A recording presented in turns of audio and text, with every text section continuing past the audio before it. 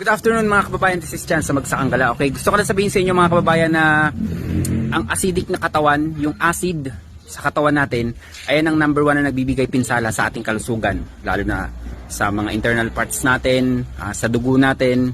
Kaya ang tao nagkakaroon ng iba't ibang karamdaman dahil yan sa acid. Connect-connecta yan. Nandiyan na yung rayuma, magkakaroon ka ng gout.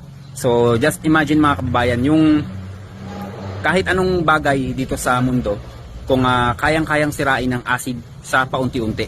What more yung katawan pa kaya ng tao, no? Kung hindi kayang ibalanse ang acid sa ating katawan, malaking problema. So unti-unti nitong sisirain ang lahat ng piyesa ng ating katawan.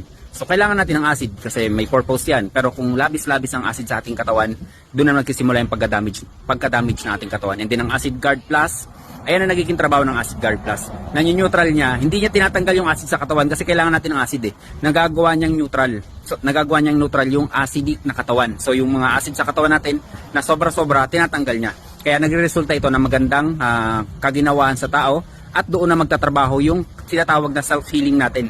So makakapagtrabaho na yung katawan natin ng maayos para ma-repair yung mga damage sa ating katawan. So yun yung mga kababayan. Kung gusto nyo mag-order, kung ako sa inyo mag-order kayo, malaki ang may tutulong ito. 100% mga kababayan.